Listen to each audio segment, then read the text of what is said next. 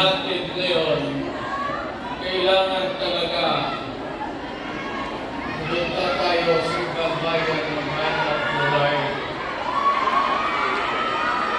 Pero sa akin, the fact that malayo kayo sa pamilya ninyo,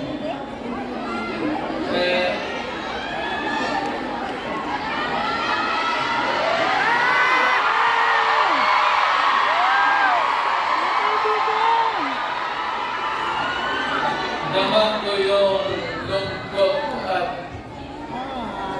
alam ko yan. Kasi gano'n rin ako noon. Almost 3 years. Sa labas ako nagtatrabaho. Well, training para pagka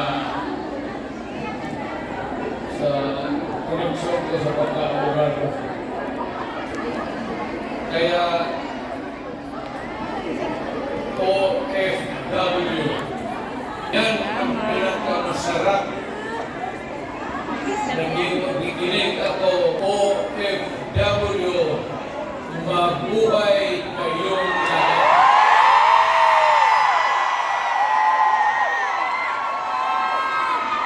At ang mundo dapat magpasalamat na merong mga Pilipino na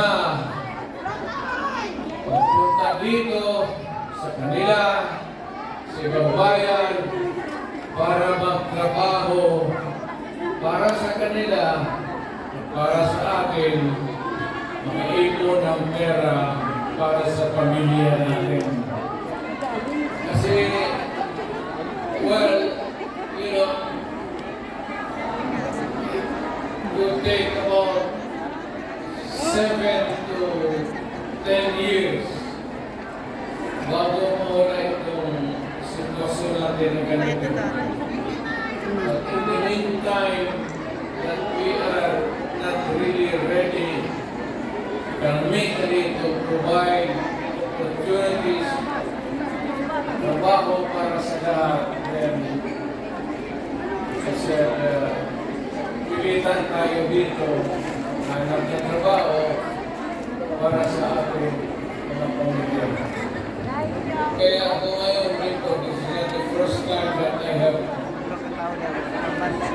kaharap ko kayo. Tanggapin na lang natin ano ang sa palad natin at magdasal tayo ngayong pagod ninyo ngayon dito ang makinabang ang mga pamilya ninyo at ang mga anak ninyo. Mabuhay kayo po.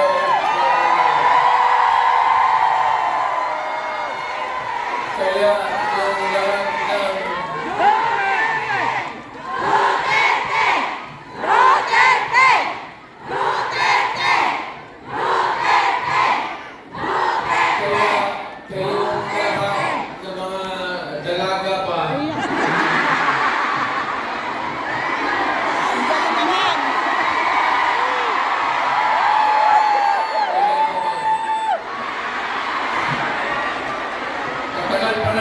dito, isang buwan pa. Kasalanan ko kayong lahat. Para magbigaya kayo. At magkaroon ako ng maraming pera. Wala pa rin pagbabago.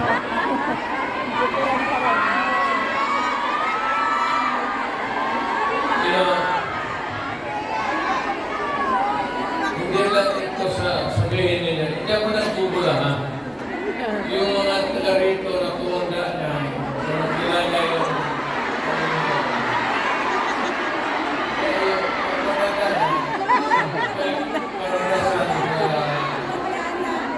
Davao. Alam mo nyo yan na ang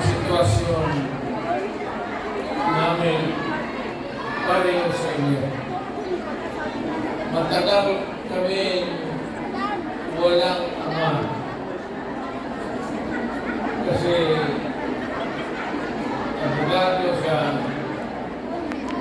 ano pa naman ang Pilipinas noon, ang hanap buhay sa syudad talaga. Ang abogado nagsilbi niya pag sa barangay. So, ganun. Experience namin ako, na ang tatay ko, iniwan kami sa lolo pati lula ko, at ang tatay ko nagtrabaho. Ganun.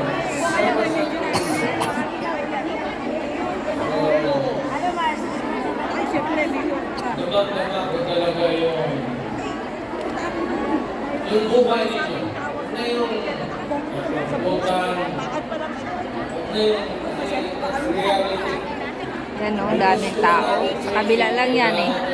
Sa kabilang ano. Dito naman, dito kasi mapicture dito sa kabila eh. Sa kabilang ano ako.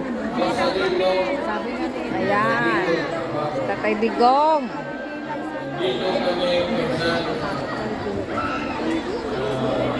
pasyat ako, kasama ko ang anak ko.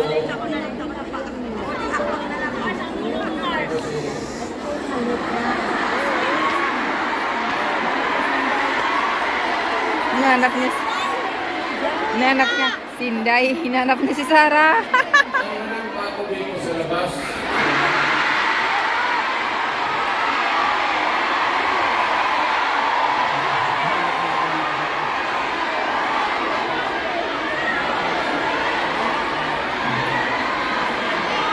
Sobra naman ng lima. Anak ko dalawa.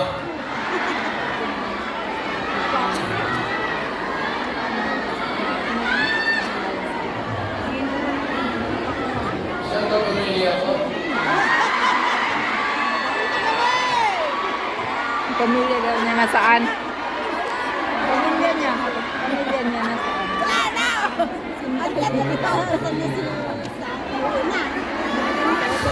Sinday na.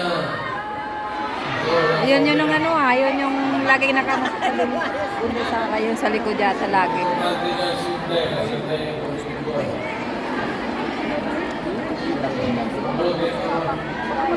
Hinanap niya yung pamilya niya. Usapan natin. Pera kayo bigay. Ano yan? Siyempre, mga ano yan. Kanyaw. $10 na.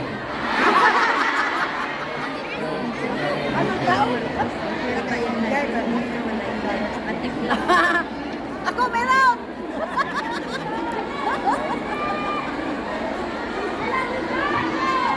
Sunod punta ko dito, mag-ministro na ako. Kasi pagkakasama natin, give. Ito sa akin. But ang Salamat, problema PRRD. natin sa Pilipinas ngayon, hindi na kasi bigat. You know, you have to be patient with government.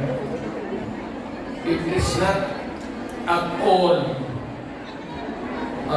times maganda.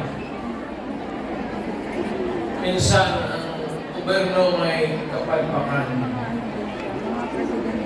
Ang akin lang, pero of course,